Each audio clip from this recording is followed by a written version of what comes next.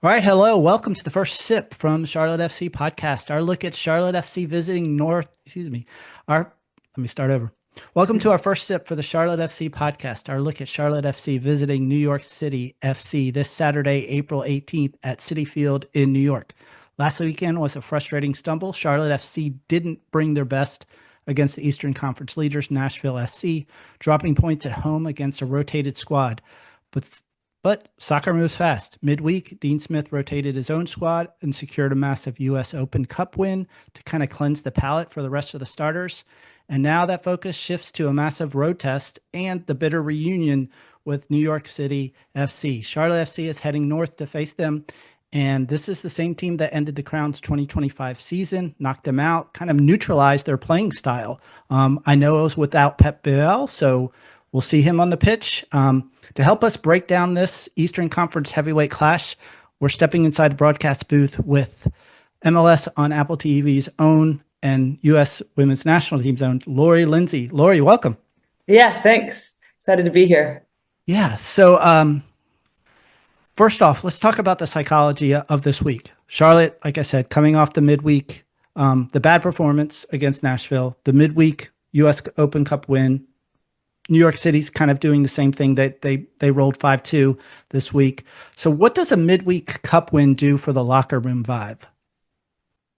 I think I think any wins are favorable, especially when you have quick turnarounds after the loss versus Nashville. So I think that's always important, just to get back out there, even if it's a rotated squad, and get a game underneath your belt, and then be able just to look to the next game, which is a huge match against New York City, given the standings. I mean, it's still early days, but the rematch that you mentioned from last year, best of three that New York City ended up winning, and then obviously just where they are right now in terms of collecting points as much as you can before the World Cup break. So Yeah. So when you do play a match that may not have been your best, like Charlotte did not last week against Nashville, is there pressure right away, like in your head, like, all right, we got to get back on track kind of thing?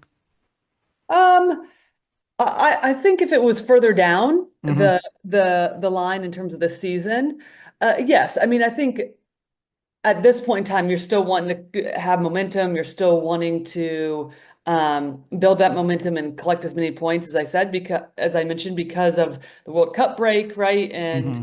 you just want to be able to give yourself a little bit of wiggle room to weather some of the storms later on.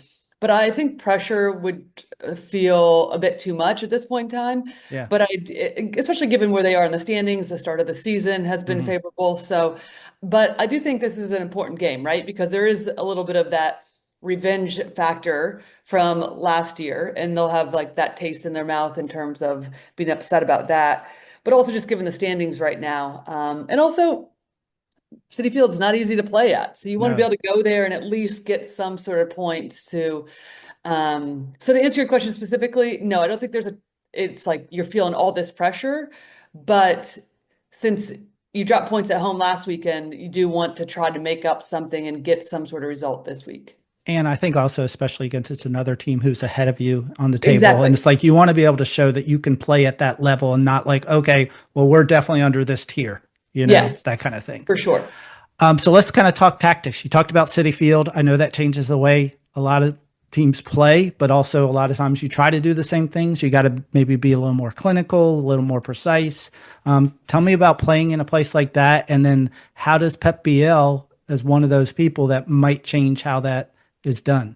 Yeah, he's going to be important, I think, especially if they can, free him up by their defensive pressure. I think first and foremost, I think when you look at that Nashville game, one of the things that they struggled with was just the pressure from Nashville. As soon as the ball is turned over, they were swarming, and I think that has to be a key, especially on a smaller field. That New York City is going to be familiar with. So for Nashville, or excuse me, for Charlotte, it's just about making sure that they're sharp in possession once they do win the ball back immediately, try to find the open player. It doesn't have to be the same player every time, but just alleviate the first bit of pressure and then be able to go, whether it's quick or with just building with more numbers after that. Right. It's going to be key for Charlotte to just be compact defensively, because one of the things with New York City is they do build with three and they'll push one of their outside backs high. And so you just want to make sure that you're compact. And then once you do win it, um, ideally for Charlotte, you'll have a 3v3 situation with the back three for New York City and then your front three.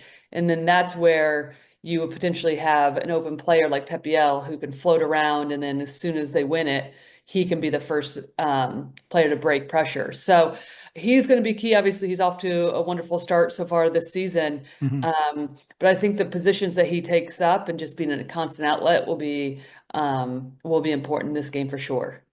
Now, Charlotte played last match without Wilfred Zaha. Do you Yeah. feel like did you feel like because you've probably watched some other games, did you feel like there was a noticeable difference? Like, oh, I can definitely tell they're playing without him. Yes, I mean, I just think with his experience, what he offers, he's going to demand attention regardless, right? So, I think it'll be important to get him back, get him rolling. But yes, this is a team and a player that can be a difference maker, Mm-hmm. especially in like tight spaces, when you need to be able to like have the skill set to be able to break through defenders. And just sometimes in these types of fields, in these games, Mm-hmm. is tight margins, you need a little bit of that moment, individual skill or moment of brilliance. And, Zaha can bring that. Now, when you were playing, and you may have had like a player that came back from an injury or something like that, was it important for you as like a midfielder to be like, okay, we need to give them some service, or we need to give them the ball early so they can kind of get themselves back into it? Is that part of your job as that midfielder? Yeah, exactly. You're thinking about that perfectly. I mean, service, helping build the confidence, the type of balls that you're playing. Yes, it's about getting him the ball early and just allowing him to work. I mean, I think also everything just has to be sharper on these types of fields when there's smaller angles. The angles of support have to come that much quicker. So that's where I'm talking about in terms of sharpness and Mm-hmm. possession. Just find the open player quickly, break out. I think switching the point of play is going to be hugely important as well. And then again, when we're talking about Pep Biel, also with how important he could be, that's how you free him up. Switch the point of play, then you're hoping that the central areas will open up from that. You talked about Charlotte's defense having to be more compact. What is going to be scary for them if they notice right away that they're not? Besides that, like, what is something else that New York City is going to throw at them? They're going to be like, "Oh gosh, we need to change this." Well, I think one thing that New York City does well is utilizing the open player. So when they do build with three and push a player up, I think sometimes where teams get caught is, I mean, we can think about Nathan Byrne in this situation where he would have to ultimately be in a 2v1 situation if they aren't compact. Mm-hmm. And then that's where New York City thrives because he then has to make a decision. Am I going to stay compact with and stay on the same line as my other three defenders, or am I going to step out? And then that's when the gaps open up. So, and New York City can combine around, or if he doesn't step, then the ball carrier can just run at that back line. So I think specifically that's why they need to be compact because they do use those wide areas to their advantage really Mm-hmm. well. And then it's either they take the space or they find out what's being given, the combination, or they open up in the midfield where we know that they have special players. So Is there an X factor for NYCFC that you may see happening? A particular player that you're just like, this player can really excel at this type of match? Murkow, I think. Yeah. Yeah, I just think, listen, both of these teams, I mean, went to the playoffs last year. It's in terms of X factor, I do think it's going to come down to the entirety of the team, though. Both teams just making sure that they're sharp, not giving easy balls away that are going to lead to dangerous chances for the other team. But Fernando Macau, I mean, obviously he's been, since he came in, he's really made a statement for them. And I think he's going to be one of those players too, that's just going to continue um, to help be a difference maker for New York City. Now, there's been a lot of talk in here around Charlotte with I guess, with Adonto Clamati not being as much, in games and scoring like he was last year, maybe a little sophomore slump type of thing. Archie Goodwin has come on in some minutes and got some goals and made some impact. Do you feel like there's a little more pressure in Adon's mind, or do you feel like it just go play his game and everything would be fine? Because it's been a Yeah. struggle for him to get into some matches. Yeah, I do feel like he would feel the pressure as a professional soccer player in general, right? And the Right. demand that he has on himself too to perform.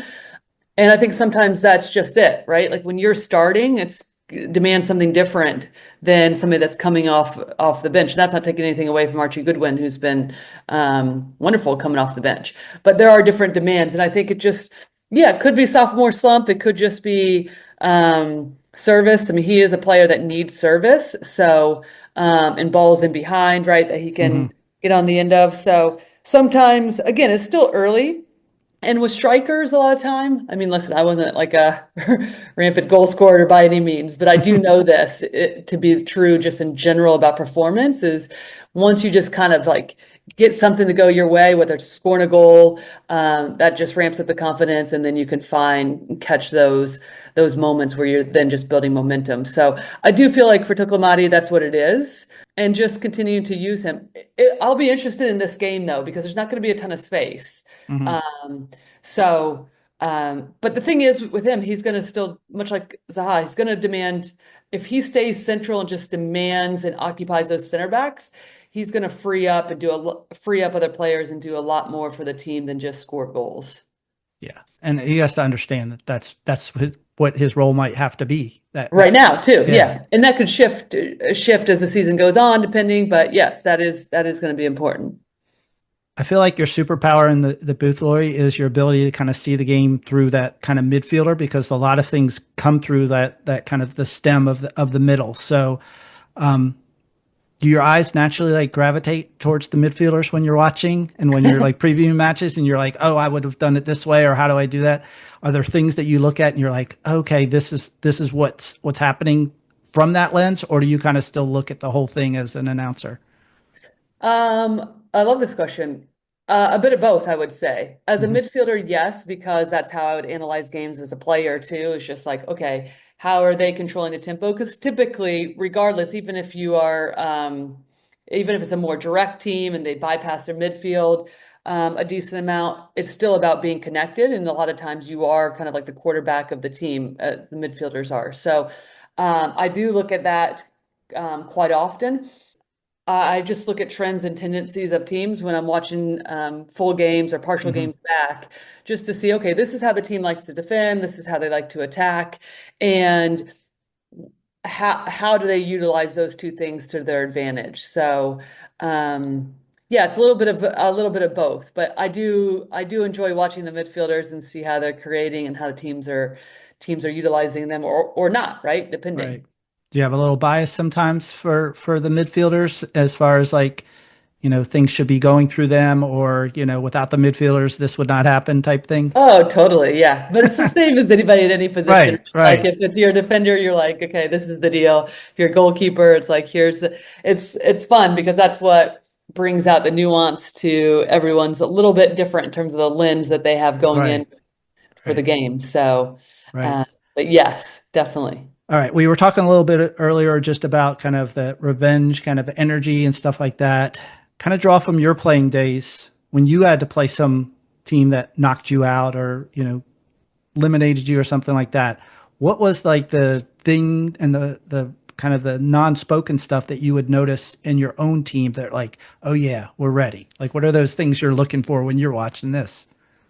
I think the first tackles, just the intensity a little bit more of this game, given the previous history. But I think given how strong the East is and what we've seen, and there's been some shifts quite considerably this year so Yes, far yes. in these early parts that I think we're seeing that across the board just because it's kind of like it's been mixed up more so than it feels like it has in the past. So I think we'll see that regardless. But yeah, first tackle, again, the sharpness, just a little bit more attention to detail, I think, in this game, given all the things that we just talked about with the field that Hmm. plays a considerable part, but also just given the history most recently. But I also think right now, too, for both of these teams, it is, given where they are in the standings and even on points, that it is still about performance. It's still about building. And I think more so that will be at the top of mind is Hmm. how are we just continuing to build as a team and our um, collective identity and making sure that that is really on point rather than like revenge top of mind. It's fun for us, but Yeah. I don't know if it's going to be as top of mind for either of these teams. It will certainly be, but not as much as we're probably making it out to be. Right. Right. All right. Before we go, I know we want to respect match neutrality here, but so no score lines, but maybe give me like a bold headline or a narrative that you may expect to come out of this match that we'll be talking about Sunday morning. Bold headline. I think if Charlotte can get a win or a result, could it would just continue I think that they will stay top 8 because it's a long season. So Yeah, I it's a long really season. You don't to see know. it. Yeah. Yeah, or they'll stay near the top of the Eastern Like Conference. it's a momentum swing. Like if they can Yes, bounce back exactly. and Thank have you. That's this, then exactly what I was looking for. they'll keep the This momentum swing. for sure. And the Nashville loss, given also the form that Nashville's been in, Hmm. won't seem quite Right. terrible. Right. You know, Well, what if it just goes horrible? What if it's like another LA Galaxy? well, it could be the momentum swing the wrong way. Right. Right. Right. That's 2 in a row, right? Regardless of um the midweek match. So Yeah. And then it I just do puts think more. it's important to have a quality performance for Charlotte and to try to get some result. I think coming out of there with 1 point at this point in time, just given that also New York City wants to kind of redirect their momentum and they'll be fighting for that, that would be away from home. That would feel like a victory. Awesome. Well, thank you so much, Lori, for taking us behind the scenes in the mic on this first sip of the Charlotte FC podcast for Charlotte FC and New York City.